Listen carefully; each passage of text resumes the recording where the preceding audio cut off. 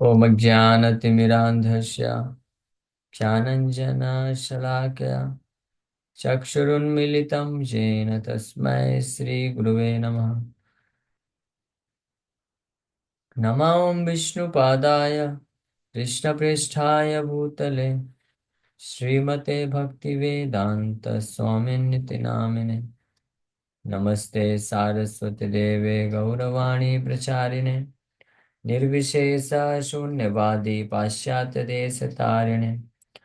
नमो महावदन्याय कृष्णप्रेमप्रदायते कृष्णाय कृष्णचैतन्य नामने गौरतुसे नमः। जय श्री कृष्ण चैतन्य प्रभु नित्यानंद श्री अद्वैत गदाधर शिवासादि गौर भक्तवृंद। रामाय रामभद्राय रामचंद्राय वेदसे रघुनाथाय नाथाय सीताय पतये नमः। हरे कृष्णा कृष्णा कृष्णा हरे हरे हरे राम राम राम हरे हरे। हरे कृष्णा। तो आप सभी भक्तों का हार्दिक स्वागत है आज के राम कथा में। तो हम लोग आज चर्चा कर रहे हैं श्री वाल्मीकि रामायण के पहला स्कंध बालकांड, और इसका आज से हम लोग 20वां अध्याय चालू कर रहे हैं। पिछले अध्याय में विश्वामित्र मुनि का आगमन होता है दशरथ महाराज के सभा में। दशरथ महाराज उनको बहुत सम्मान प्रदान करते हैं, पूजा करते हैं, गुणगान करते हैं। फिर उनको आग्रह करते हैं कि आप की क्या सेवा हम कर सकते हैं। तो ऐसे आग्रह को और इतने उत्साह को देख करके विश्वामित्र मुनि विदाउट हेजिटेशन वो तो स्पष्ट बोल देते हैं कि हमको तो आपके श्री रामचंद्र चाहिए। हाँ, लेकिन हेजिटेशन थोड़ा देखे तो बोले क्या, फिर उनको कन्विंस करते हैं अलग अलग तरीके से। 10 रात्रि के लिए बस है, 10 रात्रि तक ये यज्ञ चलेगा और उसी बीच में इन दो असुरों का वध राम बड़े आसानी से कर सकेंगे। वो सत्य पराक्रम है और पूर्ण रूप से योग्य है, सूर है। तो आप जो है राम को दे दीजिए। राम के सिवा और कोई वध कर भी नहीं सकता उन दो असुरों को, ऐसा भी बोल दिए। इसलिए केवल राम को ही आपको देना पड़ेगा। और फाइनली ये बोल करके विश्वामित्र मुनि शांत हो जाते हैं। अब दशरथ महाराज का क्या हाल होता है वो इस अध्याय में वर्णन प्राप्त होगा। तो 20वां अध्याय, Dasharath refuses to give Ram. Ram को देने से मना कर देते हैं दशरथ महाराज।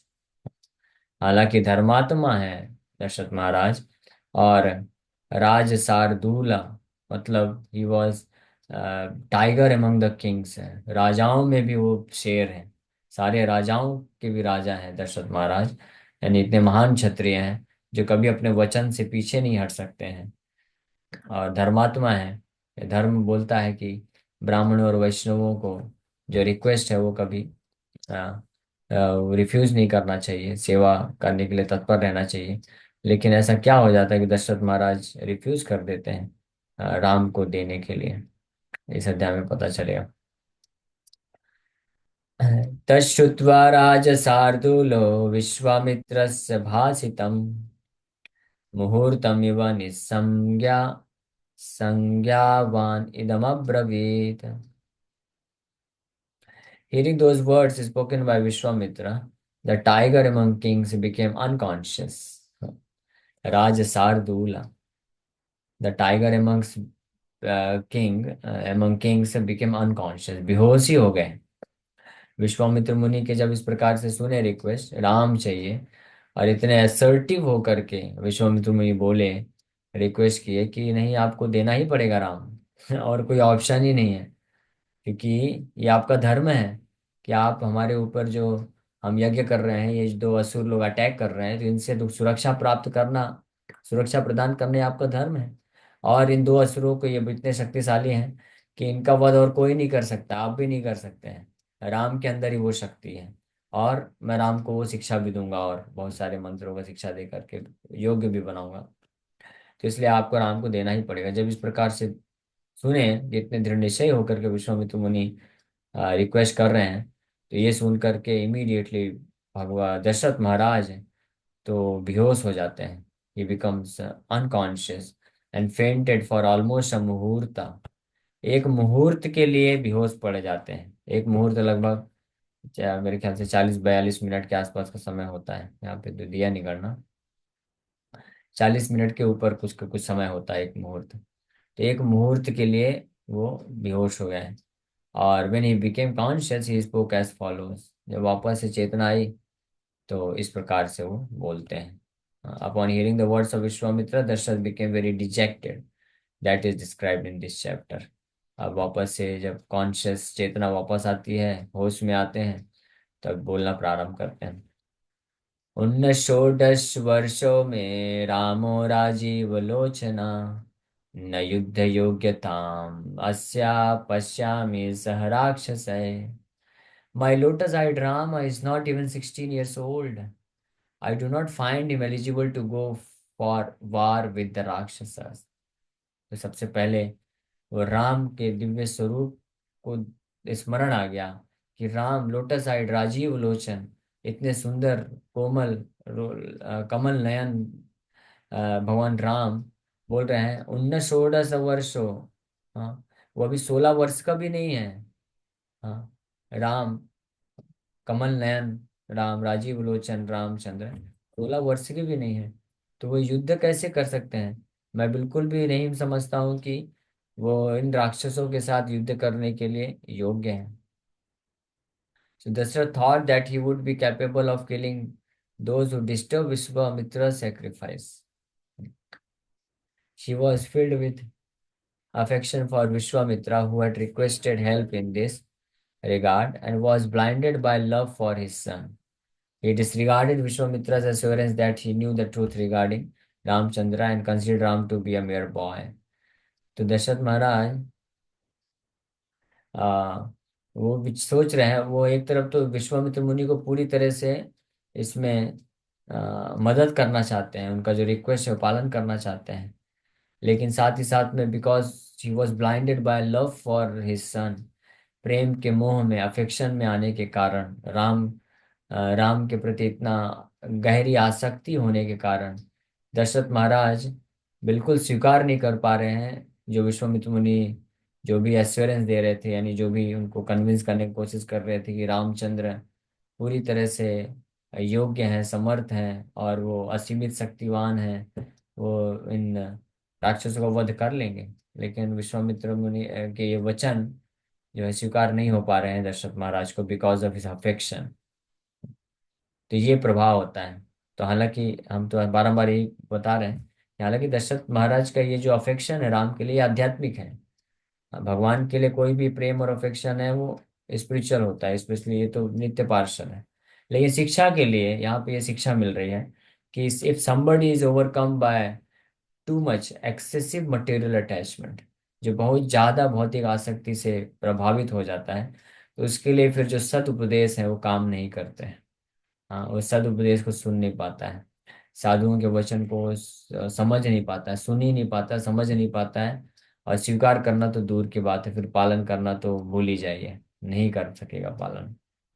इसीलिए one who wishes to advance in spiritual consciousness, आध्यात्मिक चेतना में, आध्यात्मिक जीवन में अगर कोई चाहता है आगे बढ़ने के लिए, so he must give up excessive material attachment at least.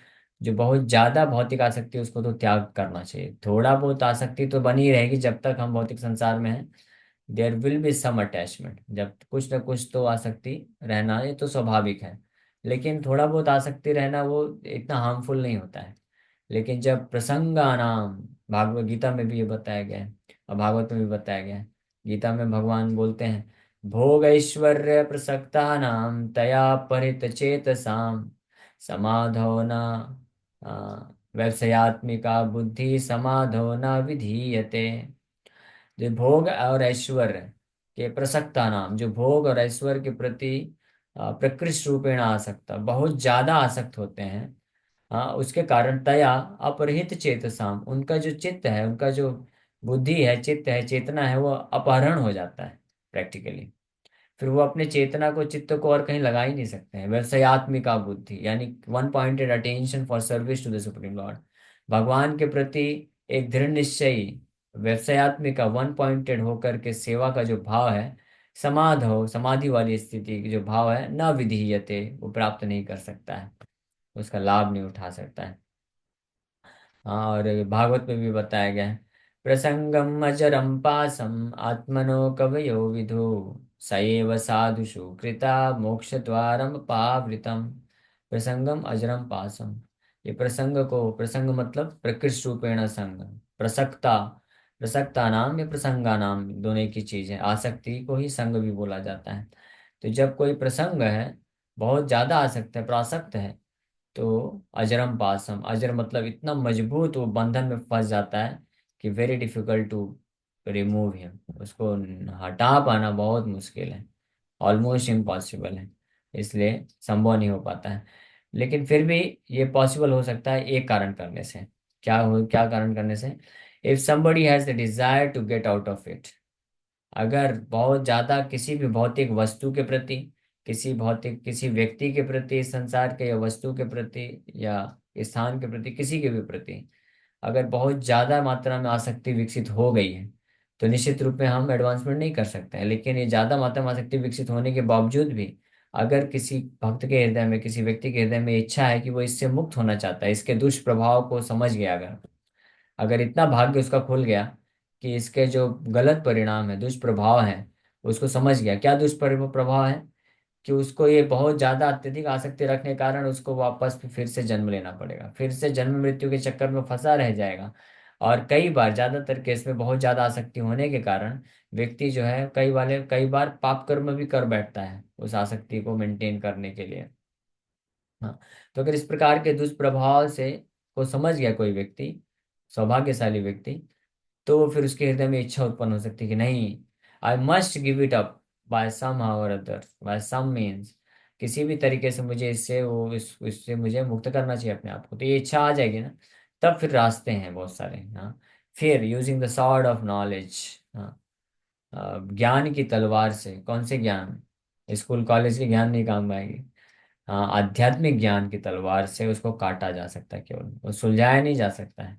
ये जो नॉट ऑफ मटेरियल अटैचमेंट है, जो गांठ है, भौतिक आसक्ति की गांठ जो होती है, ये ऐसी गांठ होती है जो बहुत सॉलिड होती है, इसको खोल पाना मुश्किल है। जैसे लोहे का जो वायर होता है, तो लोहे के वायर को आप अगर गांठ लगा देंगे, बहुत स्ट्रांग गांठ है, तो उसको एक गांठ नहीं, एक दो तीन चार पांच गांठ अगर लगा दिए एक के ऊपर एक, तो प्रैक्टिकली वो इम्पॉसिबल है खोल पाना।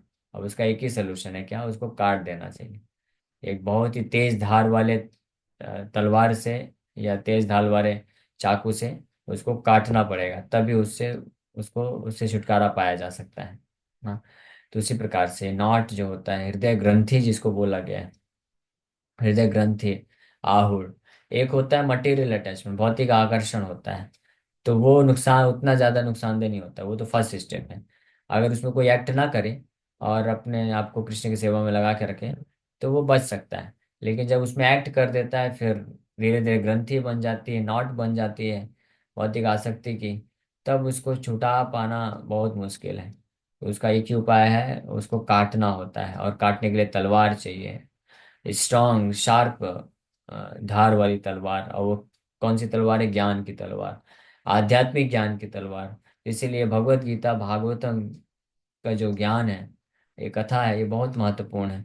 इसके माध्यम से अगर कोई इसको दृढ़ता पूर्वक ध्यान से सुनता है और इस पे मनन करता है, और साथ ही साथ में हृदय में उसकी इच्छा है कि वो अपने भौतिक आसक्ति को जो प्रचुर मात्रा में बनी हुई है उससे मुक्त होना चाहता है, तो निश्चित रूप में वो फिर काट पाएगा और अपने आप को मुक्त कर सकता है।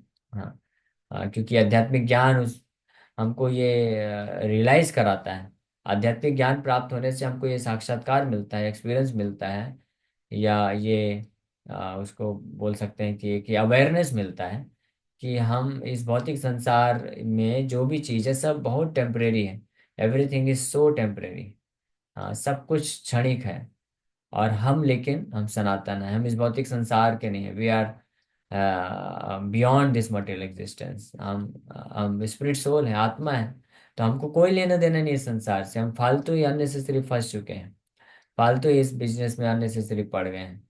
हाँ, से कोई लेना देना नहीं है। This is a bad decision, bad bargain बोल सकते हैं, कि we choose to come here, we choose to perform material activities in this material that is not required। हाँ, even maintenance of this material body, भौतिक शरीर का maintenance भी जो है ये स्वाभाविक रूप से हो जाता है भगवान की कृपा से। तो भौतिक शरीर का मेंटेनेंस करने के लिए भी व्यक्ति को कार्य करने की आवश्यकता नहीं है। हाँ, कम से कम मनुष्य को तो नहीं है। हाँ, जानवर लोग को भी नहीं है। जानवर लोग के लिए तो उतना कार्य करना पड़ता है कि उनको खाने होने का अरेंजमेंट करना पड़ता है। तो सृष्टि में कोई इस तरह का कार्य नहीं करता है। मनुष्य सबसे ज्यादा कार्य करता है गधे के जैसा। मनुष्य को तो बिल्कुल जरूरत नहीं, क्योंकि मनुष्य का जीवन मिला ही है केवल कुछ कुछ नहीं करना, केवल भगवान का भक्ति करना, धर्म का पालन करना। और वो पालन करने से ऑटोमेटिकली यज्ञ होता है, और यज्ञ से अपने आप सब कुछ सप्लाई हो जाता है, भगवान सप्लाई करते हैं। यज्ञात भवन्ति भूतानि, यज्ञ। हाँ, इसका प्रैक्टिकल प्रूफ है। इस्कॉन मूवमेंट इसका प्रूफ है। प्रभुपाद जी चालू किए जब मूवमेंट, तो यज्ञ किए, संकीर्तन यज्ञ किए, और अपने सभी भक्तों से संकीर्तन यज्ञ कराए। और देखे कि इतना जितने भी बड़ी संस्था बनती गई, बड़ी होती गई, जो भी रिक्वायरमेंट था, हाँ, वो सब आता था, अपने आप आता था। हाँ, इसलिए प्रभुपाद जी एक प्रवचन में बोलते हैं कि हमारे अमेरिका में, यूरोप में, हमारे मंदिर के जो आस पड़ोस के लोग हैं, they are becoming envious of us. वो लोग ईर्ष्यालु बन रहे हैं। क्यों? क्योंकि वो देखते हैं ये हरे कृष्ण वाले, ये लोग कोई जॉब धंधा नहीं करते हैं, लेकिन फिर भी इनके ये सब भक्तों को अच्छे से खाना पीना रहना सब कुछ रहता है, सारी फैसिलिटी रहती है, कोई कमी नहीं है इनके पास। और हम लोग इतना गधे जैसा मजदूरी करते हैं, जॉब धंधा करते हैं, फिर भी वी आर नॉट सेटिस्फाइड। तो ये प्रूफ है, प्रैक्टिकल प्रूफ है।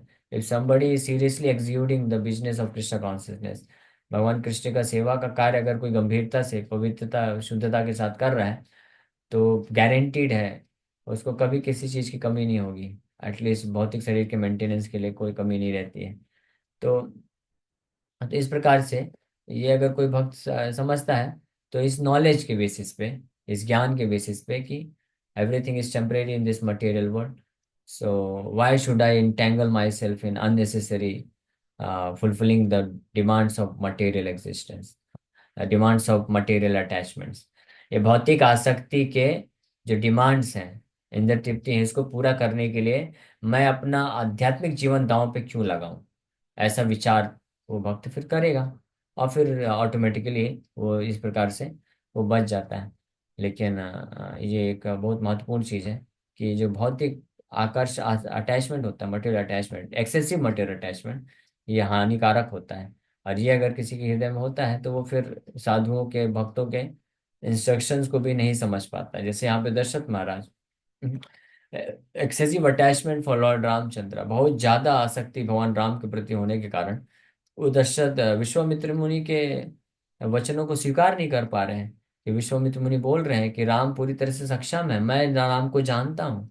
आप राम को अपना पुत्र समझते हैं, लेकिन राम कौन है? परम ब्रह्म है, परम शक्तिशाली है। उनको कोई कुछ नहीं कर सकता है। वो सारे असुरों का वध कर सकते हैं, लेकिन फिर भी ये ज्ञान जा नहीं रहा है, वो समझ नहीं पा रहे हैं। So Lord Ram was not even 16 years old at that time, he was 12 years old। यहाँ पे बताया जा रहा है कि जब विश्वामित्र मुनि आए थे भगवान रामचंद्र को लेने के लिए, उस वक्त भगवान रामचंद्र का उम्र केवल 12 वर्ष के थे भगवान। For Marich would later inform Ravana that Dasarath had told Vishwamitra that he was 12 years old। अच्छा, हाँ, यहाँ से आगे पता चलेगा कि 12 वर्ष का उम्र है भगवान रामचंद्र। मारीच रावण को इन्फॉर्म करते हैं कि दशरथ विश्वामित्र मुनि को बताते हैं। ये कहाँ पे बताया गया? पहला कोट, बालो द्वादश वर्षो अयम अकृताश्रितश्च राघव, कामम तु मम यत् सैन्यम मया सह गमिष्यति। रामायण के तीसरे स्कंद में ये आ जाता है कि बालो 12 वर्ष, भगवान रामचंद्र 12 वर्ष के हैं। तो इसलिए यहाँ पे तो दशरथ महाराज बोल रहे हैं कि अभी तो 16 वर्ष का भी नहीं हुआ है राम, ये कैसे आप लेके जा सकते हैं? Indeed, only a boy who reaches 16 years of age is capable of entering into war। 16 वर्ष इसलिए बोल रहे हैं क्योंकि युद्ध की नीति के अनुसार जो 16 वर्ष का हो जाता है कम से कम, वही युद्ध में भाग लेने के लिए एलिजिबल है। आज के समय में मेरे ख्याल से 18 वर्ष कर दिए हैं, लेकिन पहले के समय, वैदिक समय में 16 वर्ष की आयु से जो लड़का होता था उसको युद्ध के लिए भेजा जा सकता था। तो इसलिए दशरथ महाराज बोल रहे हैं कि वो तो अभी 16 वर्ष का भी नहीं है Ram. So by this consideration a 12 year old boy is not capable of going for war, and that too with rakshasas. तो किसी भी क्षत्रिय के साथ भी युद्ध करने के लिए एलिजिबल नहीं है राम, और आप तो इतने बड़े राक्षसों के पास लेके जा रहे हैं, ये तो संभव ही नहीं है। Ram is also Rajiv Lochan, lotus eyed. Lotuses close at night. Similarly, at night, Rama's eyes will become tired and sleepy. How can he go on war with the night rangers, the Rakshasas? हाँ, बड़ा interesting है। दशरथ महाराज बोल रहे हैं कि उन षोडश वर्षों में रामो राजीव लोचन, हमारे राम 12 वर्ष 16 वर्ष भी नहीं हुआ है। वो तो बेचारा, वो तो एक बालक है मात्र, राजीव लोचन कमल नयन। राजीव लोचन जो जैसे कमल होता है, और जैसे सूर्यास्त होता है तो वो बंद होने लगता है। तो बोल रहे हैं हमारे राम 16 वर्ष के भी नहीं है, इसलिए वो एलिजिबल नहीं है। और आप उनको ऐसे राक्षसों से युद्ध करने के लिए ले जा रहे हैं जो राक्षस रात में आके अटैक करेंगे। तो रात में तो राम को तो नींद आएगी, वो जग नहीं सकते हैं, वो तो बालक हैं, उनकी आंखें बंद होने लग जाएंगी। तो वो कैसे युद्ध करेंगे? तो ये बिकॉज ऑफ अफेक्शन, इस प्रकार से प्रेम होने के कारण, राम के प्रति अत्यधिक प्रेम और आसक्ति होने के कारण ये इन सब चीजों पे विचार कर रहे हैं दशरथ महाराज। और फाइनली, और आगे भी हम लोग चर्चा करेंगे। और क्या बोलते हैं, हो गया अभी, समय हो गया। Thank you very much. Hare Krishna. किसी भक्त का कोई प्रश्न है तो पूछ सकते हैं। हरे कृष्णा हरे कृष्णा, कृष्ण कृष्ण हरे हरे, हरे राम राम राम हरे। हरे कृष्ण प्रभु जी। यस जितेश प्रभु। धन्यवाद प्रणाम। तो ये कोई तरीका था वैसे अब दशरथ महाराज को ये रियलाइज करवाने का कि राम बहुत महान जैसे बालक है और वो किसी भी राक्षस का वध कर सकते हैं। कह तो रहे विश्वामित्र मुनि के द्वारा ना। हाँ हाँ, कह तो रहे थे उनको, पर एक तरह का विश्वास दिलाने का तरीका या मैं अ, समझा नहीं, कौन किसको किस चीज के बारे में विश्वास दिलाने का तरीका? अ, विश्वामित्र मुनि जैसे दशरथ महाराज को कह रहे थे, पर वो कह हाँ। रहे थे उनको भरोसा दिलाने का तरीका या विश्वास दिलाने का तरीका कि राम जी बहुत महान बालक हैं और वो कोई साधारण बालक नहीं है, जैसे कृष्ण ने 7 साल की उम्र में ही हाँ। ऐसे कई यस लीला यस। कर दिए थे ओके। यस, तो प्रश्न क्या है आपका? कि तब मैंने ये सुना तो है कि राम जी को लेकर गए थे वो हाँ। राक्षसों का वध करने के लिए। तो विश्वास दिलाया कैसे था उनको दशरथ महाराज को? वो तो वो तो विश्वास तो नहीं दिला पाए ना, तभी तो दशरथ महाराज जो है मना कर रहे हैं। अब आगे आएगा, आगे के नेक्स्ट चैप्टर में ये कथा आएगी कि कैसे राइट। विश्वामित्र मुनि कैसे फाइनली फिर दशरथ महाराज तैयार होते हैं। वो राइट। फाइनली विश्वामित्र मुनि क्रोधित होते हैं, और फिर वशिष्ठ जी खुद जा करके दशरथ महाराज को बोलते हैं कि भाई आप अभी दे दो, नहीं तो अभी वो विश्वामित्र मुनि है, वो तो लेके जाने के लिए आए हैं, तो लेके जाएंगे ही, और श्राप वगैरह दे देंगे तो फंस जाओगे।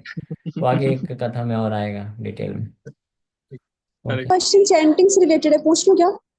हाँ पूछ लीजिए। प्रभु जी, बीजीएमएल के एक माता जी हैं जिन्हें मैं फॉलो करती हूँ, तो उनका क्वेश्चन ये है कि वो हॉस्टल में रहती हैं, तो सुबह हाँ। उठ तो जाती है पर चैंटिंग 16 राउंड्स लगातार नहीं हो पाते उनकी। जैसे सुबह 4 कर लेती है, शाम को 4 कर लेती है, लेकिन जब वो 16 राउंड्स करती हैं तो उन्हें यूट्यूब में जो प्रभुपाद जी का है उसका मतलब सपोर्ट लेना पड़ता है, क्योंकि उन्हें नींद आती है। तो ऐसा कर हाँ सकते हैं क्या? चलेगा। यूट्यूब में प्रभुपाद जी का चैंटिंग को प्ले कर सकते हैं, लेकिन वॉल्यूम कम रख के प्रभुपाद जी का चैंटिंग सामने रख सकते हैं, लेकिन हमको अपना जप करके अपना जप सुनना है। यानी हम अच्छा, प्रभुपाद वो जी का चैंटिंग ईयरबड्स का इस तरह यूज से कर रख रही सकते हैं। हैं। हाँ नहीं, ईयरबड लगा के फिर हम अपना अपना जप कैसे सुनेंगे? प्रभुपाद जी का हाँ। जप हम इस तरीके से चला सकते हैं कि जैसे प्रभुपाद जी हमारे सामने बैठे हैं, वो अपना जप कर रहे हैं और हम अपना जप करें, तो इस तरह से संग मिल जाता है, ऐसा कर सकते हैं। क्यों? लेकिन चैंटिंग तब काउंट होगा जब हम खुद का जप करके खुद का नाम जो हम सुनते हैं, हरि नाम जो हम लेते हैं, उसको काउंट करना है।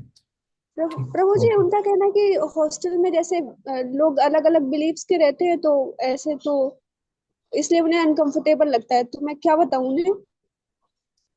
नहीं, उससे क्या फर्क पड़ता है? लोग अलग अलग बिलीफ वाले हैं, अपना पालन करें। आप अपना चुपचाप बैठ के आपके चेयर में, बेड में आपके बैठ के जप करो। सिंपल।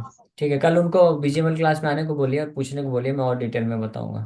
जी जी प्रभु जी, वैष्णवी माता जी हैं, वैष्णवी राजपूत। अच्छा ठीक है, उनको बोलिए कि कल क्लास में पूछे, मैं और डिटेल में बता दूंगा। ओके हरे प्रभु कृष्ण। जी, हरे